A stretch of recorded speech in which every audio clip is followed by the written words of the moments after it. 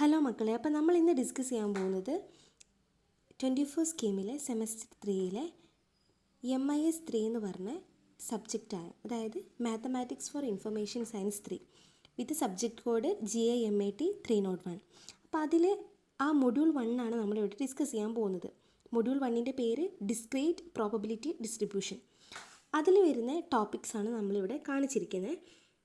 അതിൽ ഇന്നിപ്പോൾ നമ്മൾ ഡിസ്കസ് ചെയ്യാൻ പോകുന്നത് മീൻ ആൻഡ് വേരിയൻസ് വരെയാണ്. അതായത് random variables, discrete random variables and their probability distributions, cumulative distribution function, expectation, mean and variance. അപ്പോൾ അതുവരെയാണ് നമ്മൾ ഡിസ്കസ് ചെയ്യാൻ പോകുന്നത്. അപ്പോൾ ബിഫോർ ദാറ്റ് നമുക്ക് ആദ്യം എന്ത് മനസ്സിലാക്കണം, എന്താണ് പ്രോബബിലിറ്റി, അതിൻ്റെ ആയിട്ടുള്ള ബേസിക് കൺസെപ്റ്റ്സ് ഒക്കെ ഒന്ന് ആദ്യം ഒന്ന് ഡിസ്കസ് ചെയ്യാം. ഓക്കെ, അപ്പോൾ അതിൽ ഒന്നാമത്തെ കൺസെപ്റ്റാണ് എന്ത്, റാൻഡം എക്സ്പെരിമെൻറ്റ്. ഒരു എക്സ്പെരിമെൻറ്റ് റാൻഡം ആണെന്ന് പറയണമെങ്കിൽ അതിൻ്റെ റിസൾട്ട് നമുക്ക് പ്രെഡിക്റ്റ് ചെയ്യാൻ പറ്റില്ല. അപ്പോൾ ഒരു experiment whose result cannot be predict എന്നാണെങ്കിൽ നമുക്ക് എന്ത് പറയാം, അത് റാൻഡം എക്സ്പെരിമെൻ്റ് ആണെന്ന് പറയാം. അല്ലെങ്കിൽ റാൻഡം എക്സ്പെരിമെൻറ്റ് നമ്മൾ ട്രയൽ എന്നൊക്കെ പറയും. ഇനിയിപ്പോൾ ഞാനിവിടെ ഒരു എക്സാമ്പിൾ പറയുകയാണ്. നമ്മളൊരു ഡൈസ് റോൾ ചെയ്യുന്നു. അപ്പോൾ ഡൈ റോൾ ചെയ്യുന്ന സമയത്ത് ഏതായിരിക്കും അതിൻ്റെ ആൻസർ കിട്ടുക നമുക്കറിയോ. അപ്പോൾ ഞാൻ ഡൈ റോൾ ചെയ്യുമ്പോൾ 1 2 3 4 5 6 അതിൽ ഏത് നമ്പർ വേണമെങ്കിലും വരാനുള്ള ചാൻസ് ഇല്ലേ. അപ്പോൾ റോളിങ് എ ഡൈ എന്ന് പറയുന്നത് നമുക്കതൊരു ട്രയലായിട്ട് പറയാം, അല്ലെങ്കിൽ റാൻഡം എക്സ്പെരിമെൻ്റ് ആയിട്ട് പറയാം.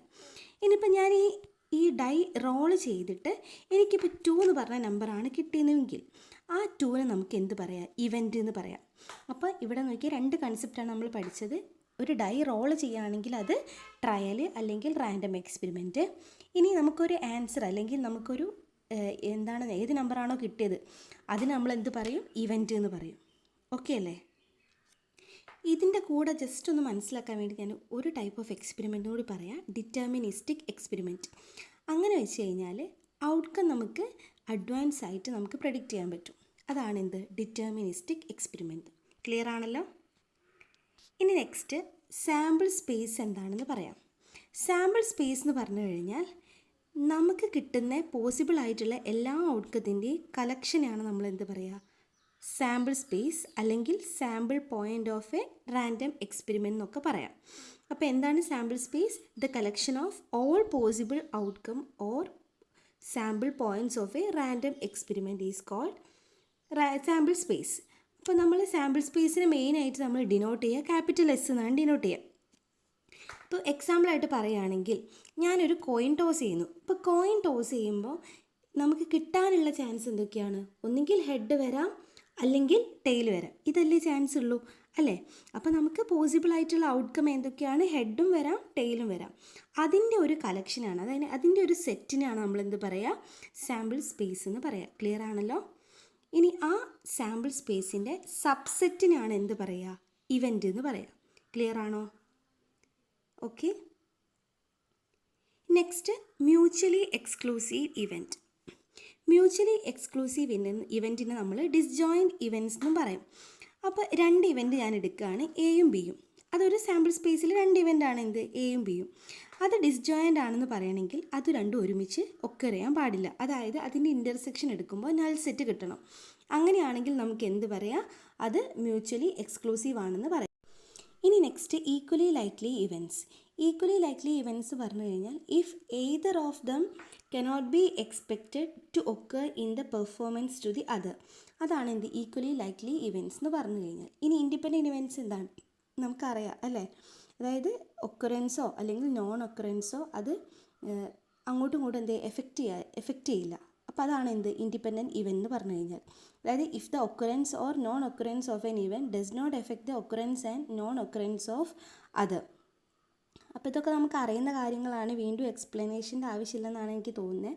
ഇനി എങ്ങനെയായിരുന്നു മക്കളെ ഒരു പ്രോബബിലിറ്റി എങ്ങനെയായിരുന്നു കണ്ടുപിടിക്കുക?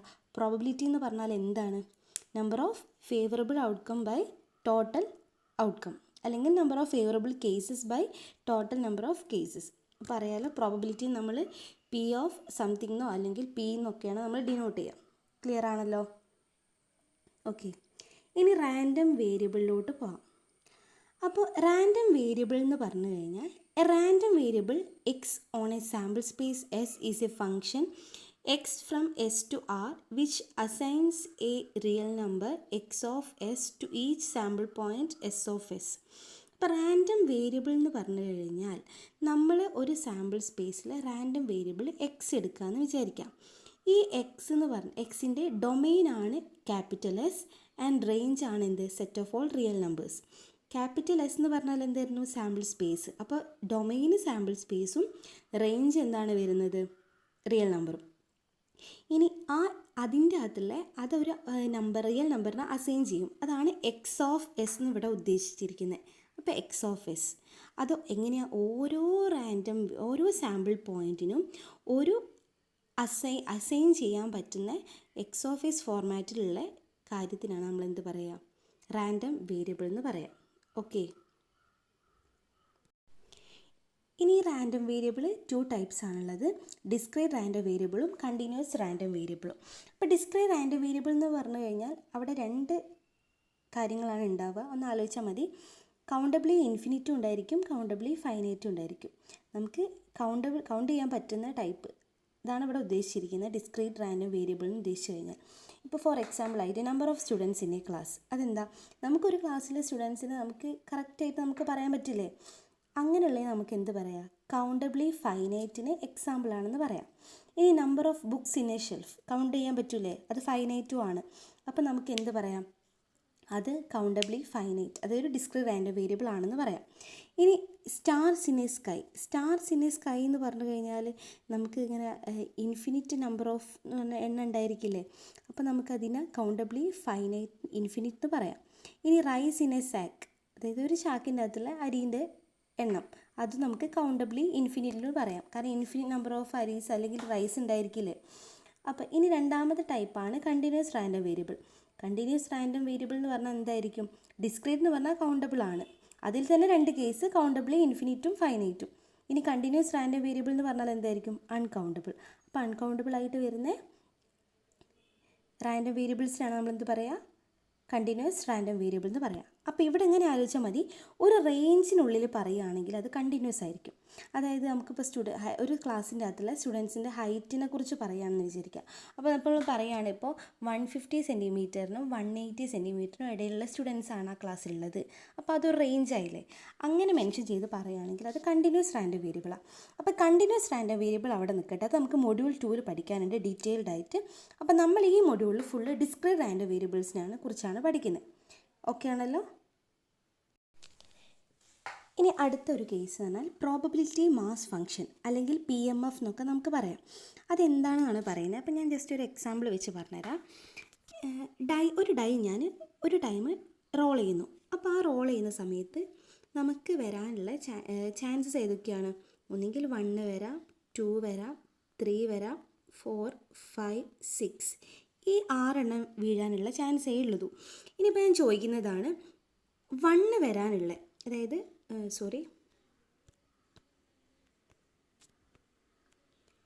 ഇപ്പം ഞാൻ ഒരു ഡൈ റോൾ ചെയ്യാണ്. അപ്പോൾ ഡൈ റോൾ ചെയ്യുന്ന സമയത്ത് 1, 2, 3, 4, 5, 6 ഈ 6 നമ്പേഴ്സ് വരാനുള്ള ചാൻസേ ഉള്ളൂ.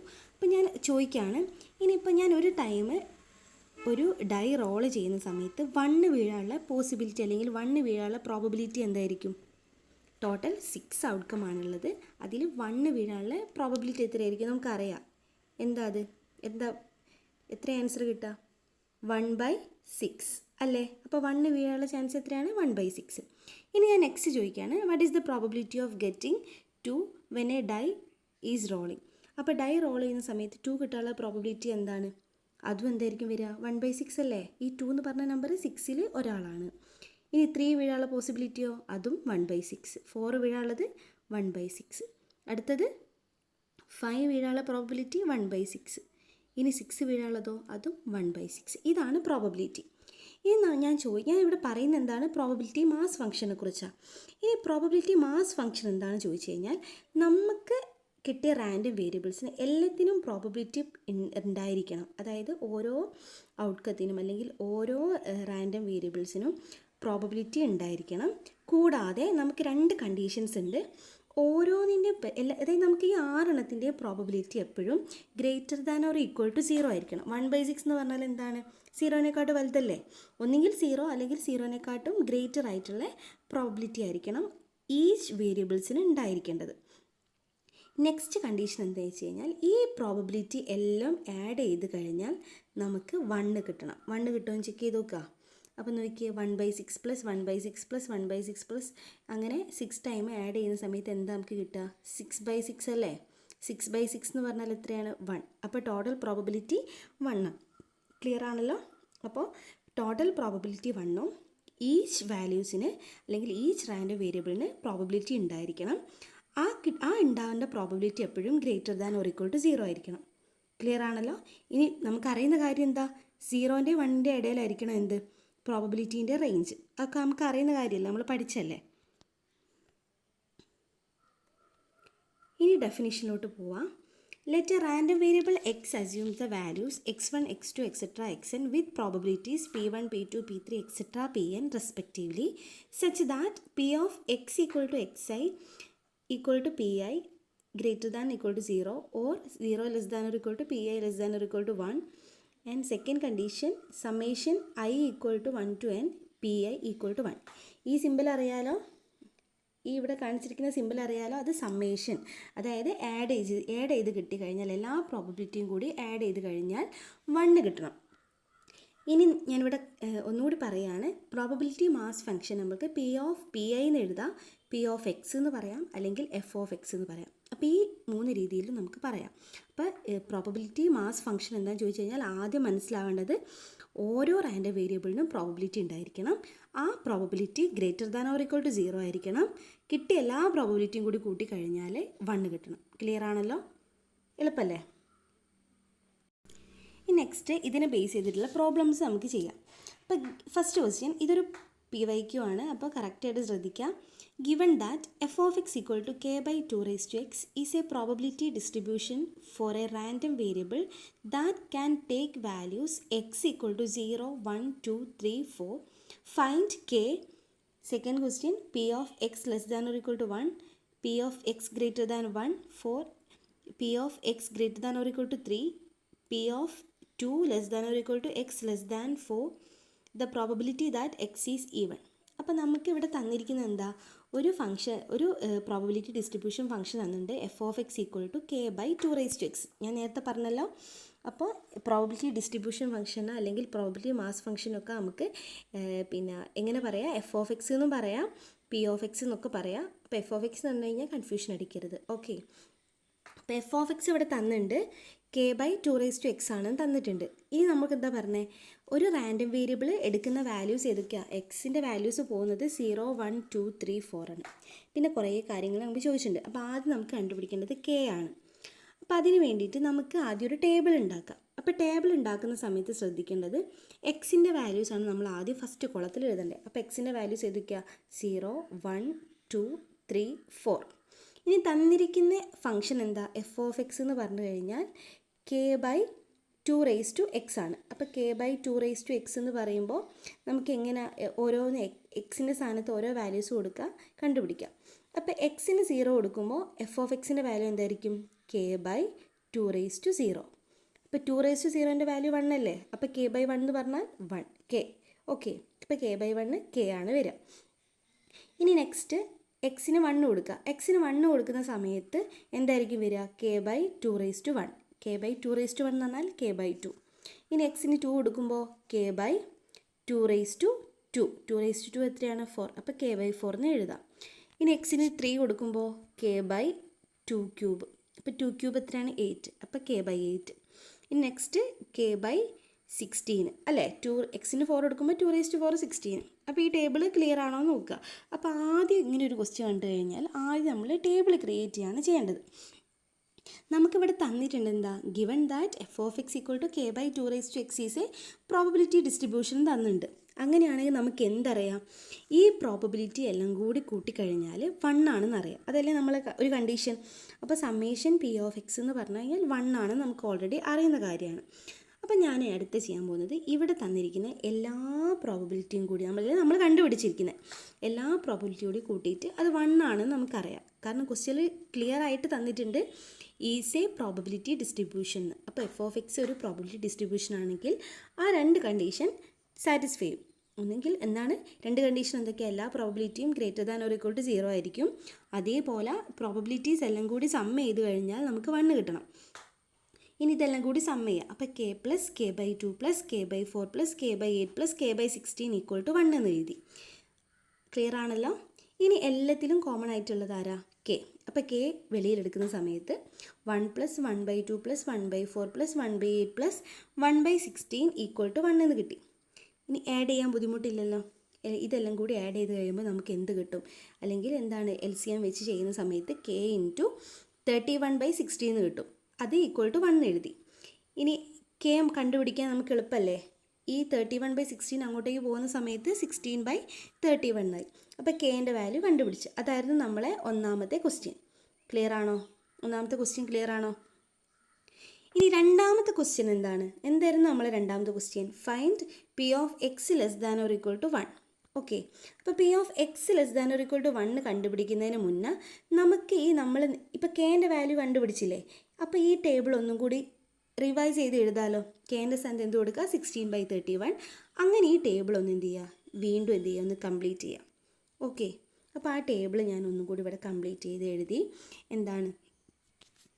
0 6 എക്സ് 0 എന്ന സമയത്ത് പി ഓഫ് എക്സിൻ്റെ വാല്യൂ അല്ലെങ്കിൽ എഫ് ഓഫ് എക്സിൻ്റെ വാല്യൂ 16/31.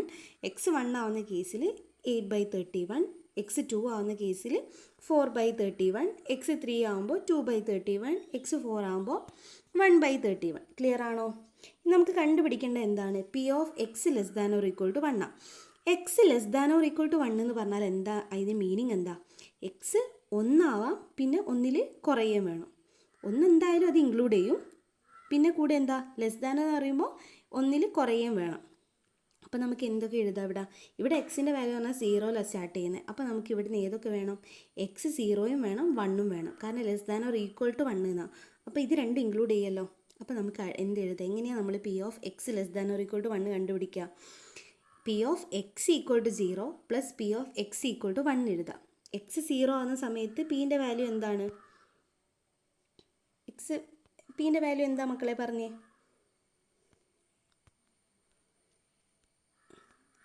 എക്സ് 0 ആവുന്ന സമയത്ത് പിൻ്റെ വാല്യൂ 16/31.